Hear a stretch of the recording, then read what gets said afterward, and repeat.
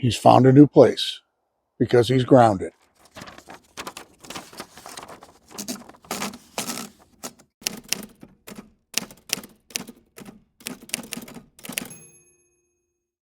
Welcome back, Sawmill. My name's Bill, and this is Danny.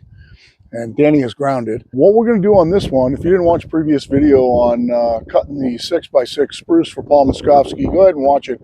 So the way that turns out, it turns out to be a $50 6x6. No matter how you add it up, that ends up being about, with it being almost 11 feet long, it was like 10'8", something like that. It's just about $1 a board foot because it took me exactly a half hour to cut it. So it ends up being a $50 6x6. And we got one now that's a little bit longer than that one, but it's a wicked tapered and it's got a real small end. It's perfect for a 6x6. There is going to be some waste in this log just because of the taper, but we're going to toss that one up. And what I'm going to do is I'm going to go full time, full bore, and see how long it takes to turn this one into a 6x6. So that's what we're going to do. And thanks for coming along. Hopefully you enjoy. Maybe you learn something, maybe you don't, and we'll do a little preview on or explanation of what happened to the sawmill this morning when I took the cover off. So I do apologize for any wind noise, guys, but so what happened this morning when I took the cover off it, the spring birds had decided to go underneath my cover and build birds' nests in both sides of where my cable coils up. And I had already raised it up, didn't notice it until it started to bind. Then I tried to put it back down so I could get the tangled mess that was in there wrapped up in all my cables. And it took my kill switch and it wrapped up my wire and ripped my kill switch out. So I was like, oh crap, what am I going to do now? Is it even going to work? So it took me probably a half hour to get the kill switch all untangled and put all back together and back in place, but it looks to be working fine for now. Right in those little holes, there's an identical one on the other side. They had built nests, so I'm going to have to come up with something to stop that because they keep doing it. Maybe just some little self-tapping sheet metal screws, drill a couple of holes and put screen over both sides so they can't really get in there. I think that's what I'm going to have to do. But that was my fun morning before I get going here. So apologize for the wind noise. I'm going to get you guys a good view, and we're going to go to tearing this log apart. There's a little bit of dirt in this log, so hopefully it doesn't roach this band because it's cutting pretty good. The small end of that log looks like it's perfect for yielding the 6x6, and we will make a twin to the one that I have sitting right there. And as you can see, one of the reasons I make these bunks is that now I can just offload and store everything right on there and have it all ready to go for when I get done and he comes to pick it up. So we're going to go with this one, see how long it takes us. We're going to throw it up, and then after I get done with this one, Danny and I are going to do some lunch. But let's see how long it takes us. We'll get the heavy end down by the log turner, so I don't think there'll be any problem turning it. Well, let's get her fired up and ready to go. I'm also getting a little sick of my mill blowing around on me. I'll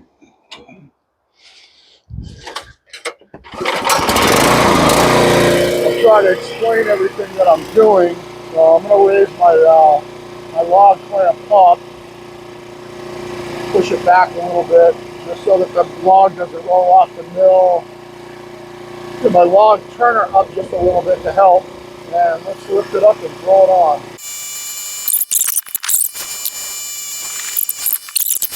All right, so let's get down. We'll see where our top cut's going to be here. Going to kind of go skinny on this end to try to get my 6x6. I'm going to take this top cut. 12 doesn't mean anything because it's jacked up, but let's take it right there.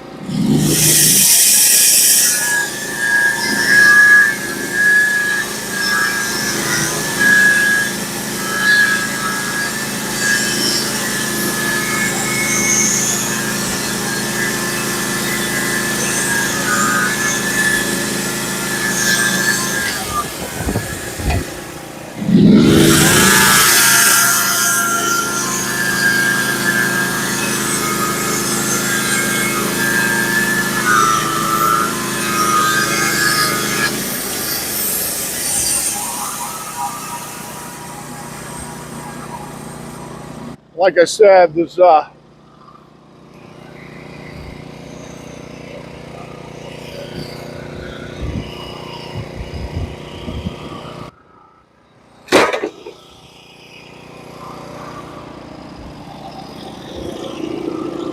Pretty good opening face for a 6x6. Well, it's one of those days that your mother warned you about, because I just got done looking for Danny for a half hour. So we're going to flip this thing, turn it into a 4x4. I'm so angry right now that I can't even see straight. He's back. He's laying over here on the ground, and I literally lost sight of him the amount of time it took to make that cut. So we're going to have to do something about this. It just keeps happening. But let's go ahead and see if we can finish off the 6x6 on this log. See how long it takes us. All right, so I'll show you a little trick. I'm going to come down and center up my blade on the log, right on the center of the pith. 4 inches, right about 8 inches up right there. I'm right in the center of the pith. I'm going to come up 3 inches to 11. See where that is. It looks like a reasonable cut. I'm still raised up on this end. I want to cut this side before I put it back down. So let's go ahead and take it off right here.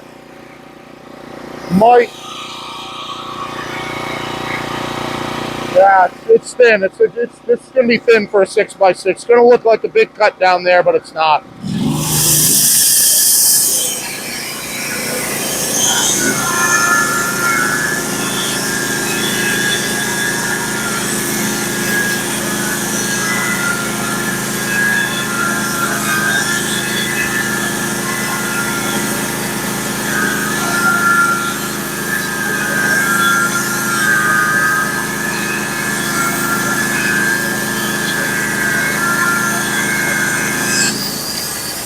There's so much taper in this log, there's no easy way around it.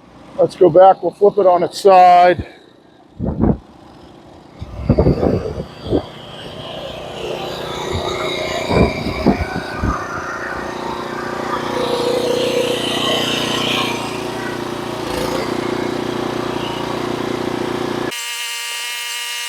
Get our stops down pretty low here. This side we're going to do the same thing. We're going to go down, we're going to see where the center of the log is. I really can't. I got a piece of wood in the way. It's about right there. It's about 7. We'll come up 3 to 10 and see what that cut looks like. It's a little heavy. I'm going to come up to 11. Let's take it right there.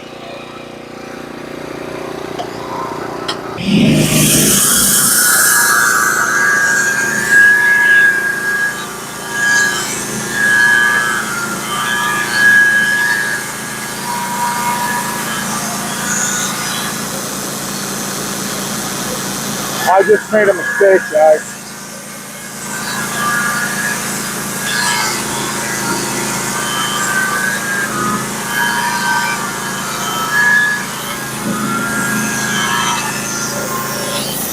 How many of you know what I just did? I just cut that with my toe board up. So essentially I just cut a taper. It's a good thing that I raised it up.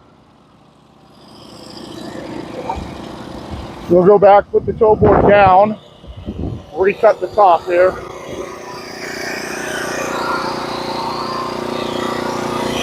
Or I could flip it over and do it, but it doesn't make any sense.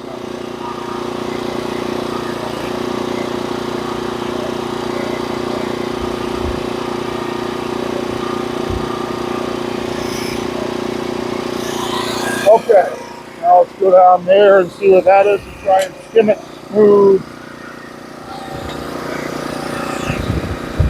So that's at 8.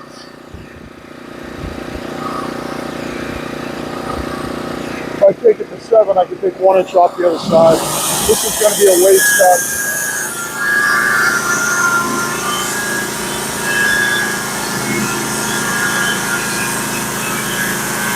I should have skimmed it. That was a mistake.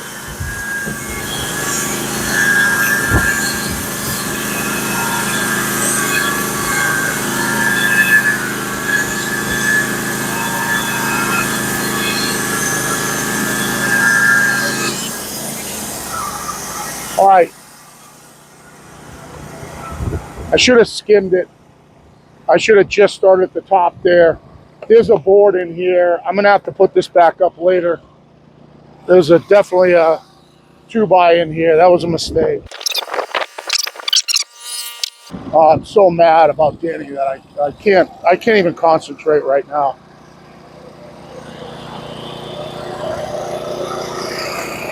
Now listen, that wasn't a big mistake because the small end of this log is so small it barely yields a 6x6 as it is. So it wasn't a big mistake, but it was a dumb mistake, a double dumb mistake.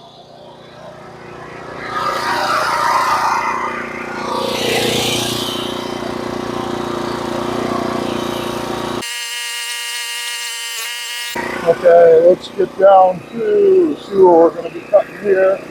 See if 7's a cut. It is. I'm going to take it at 7 and then probably at 6.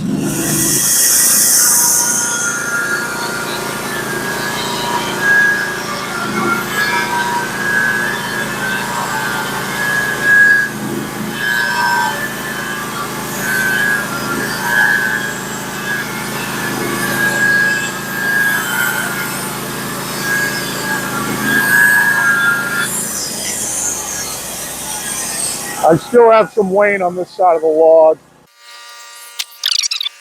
All right, let's cut it to 6 and then we'll flip it on its side and cut it to 6, I think. That should be wane free. The pith is right dead center.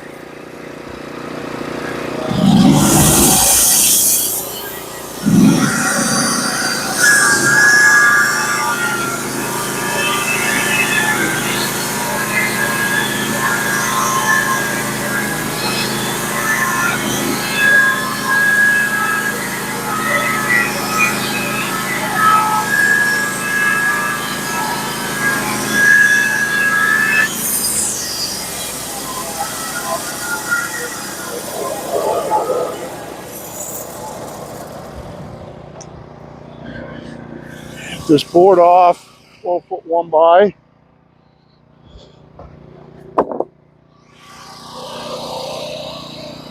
And we should be able to flip this up and cut it at 6 and be done.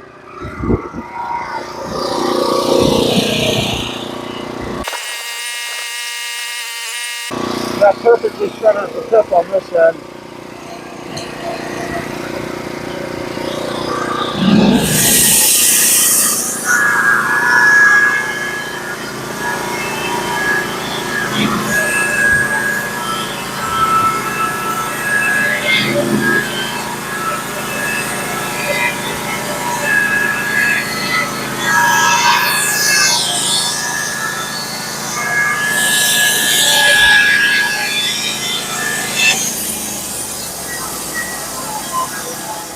So that gives me a good idea how long it takes to rip them like that. I am going to have to put that other one back up here.